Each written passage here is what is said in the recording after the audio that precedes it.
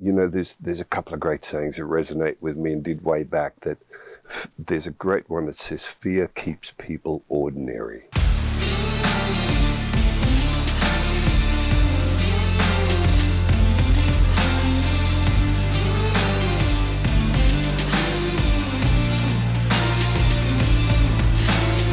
All right, once again, I'm lucky enough to be here with the great Richard Norton.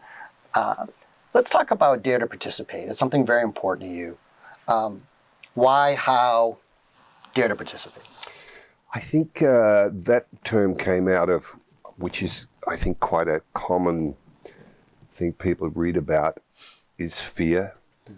You know, there's a couple of great sayings that resonate with me and did way back. That there's a great one that says, "Fear keeps people ordinary." When you think about that, like, you get an opportunity, first thing, oh, adrenaline, rush, oh, what if I suck, whatever it is.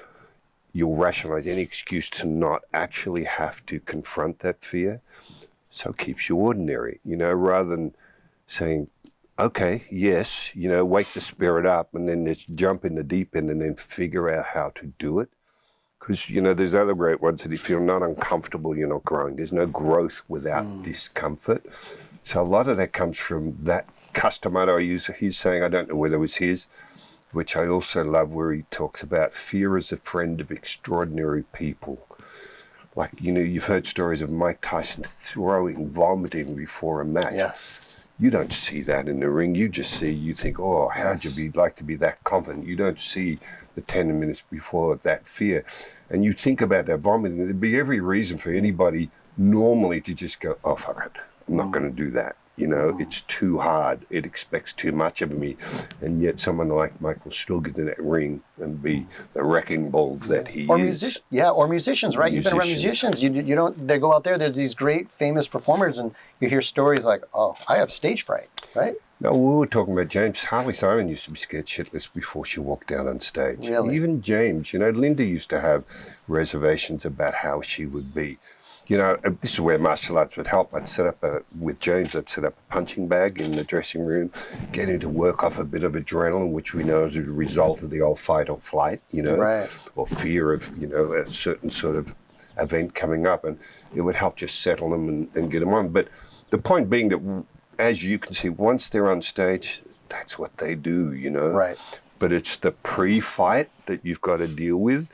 So I guess that's what I'm saying, a dare to participate. And for me, the biggest example in my own life that I'm well aware of, that when I got offered the chance to come to the US to work for Linda full-time, I was fearful. I was in Australia. Right. I was in my little environment, got my students, got my school, got my girlfriend, all this sort of stuff. I was fearful, and I remember having a conversation with Linda, and she just said to me, look, why don't you try it? You can always go back home. In other words, there was a bit of an out for me. I thought, you know what, you're right. Cut to today, I honestly say, if I had not dared to step out of my little pond into the big pond being the US, I just can't imagine what my life would have been. Yeah. And that's why even on that little photographs I used to sign for martial arts, I put dare to participate, because I wanted them to ask me like you did, well, what does that mean?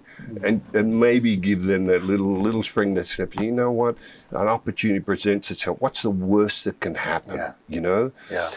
Once you get rid of, well, I can deal with what the worst, then look at all the good and the incredible greatness that can happen by daring to participate. So that's basically what it means for me. And even, I remember when I started Jiu-Jitsu in the late 80s. That was through Chuck Norris going to Brazil, coming back with a Vale Tudo fight that Rickson Gracie had, because you met Elio Gracie and Horion and Rickson. We looked at, this is amazing and everything. I ended up fighting Horion Gracie in LA, rang him up. Professor, I'd love to just see what you guys do, because I was a stand-up fighter. Right. This is before the UFC. I'll come around, I go around there. I meet Rickson Gracie, didn't know who he was at the time, wow. Legend. Yeah. First thing he says to me, oh, my friend, you want to put the gloves on, Luckily, because that's when they were challenging a lot of the other martial arts styles to establish their greatness. And thank God I said, no, I just really want to see what you guys do.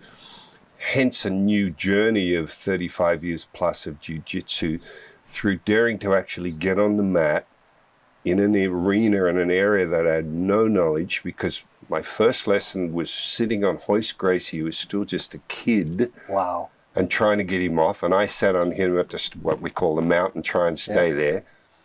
Both were impossible. I remember walking away going, I felt like a little baby on the floor with these guys. I need to add it to what I do. And I was smart enough not to go instead of, but add it to what I did as a stand-up fighter. And off I went. But I think even that for me, the easiest thing would have been for me to go, oh, well, if I had punched, I would have been able to do this. Instead, at least I found in my own head, I was honest enough to go, oh my God, how incredible are these guys? I can make myself a better version of me by daring to come back, be a student, be a little baby on the mat. Yeah. And again, that's another example, at least in my life. Yeah, that dare to participate in the way you described it, it makes me think there's a wonderful feeling. Well, maybe some people don't find it wonderful, and it's the dare to participate. When you think you got something, right? And then suddenly, oh my gosh, I don't have anything for a second. It might have hit you there when you were rolling. You're like, I'm very confident in what I'm doing. Like you said, you could have went, I could have hit him, I could have did this, but your mind went, wait a minute. Maybe it's kind of like dare myself to be, I don't know this, and I think you used the word baby. I'm starting all over again. I think that's a wonderful part of martial arts, because I think it happens, at least for me, a lot through my years of like, wait, I thought I knew this. Oh, I didn't know that at all. Oh, yeah, and how exciting is that? Yeah. I love going to somewhere and being like shocked at a new way of doing something, because then I'm like, how exciting is this? A new expression, a different version of me, which is what we've been talking about. And that's just exciting. It's not walking on and going, oh, well, I'm supposed to know everything because I've done it so long. Yeah. No, just empty your cup and taste somebody else's tea, as they say. That's and just be an empty vessel. And I found that with Jiu-Jitsu. And again, it's just changed my whole martial arts journey. And again, this is way before the UFC. They didn't even have an academy back then. Right. Of course, I ended up, which we'll talk about, ending up training for 30 plus years with the Machado brothers. Right. As a result of an introduction from Renzo Gracie. But yeah, again, it would have been easy to rationalize, well, I would have punched him on the way in. Yeah. Well, what if you didn't? What if you end up on your back and they're on top of you? What do you do then? And, it's outstanding. Yeah. And it's all because you dared to participate. Yeah? That's it.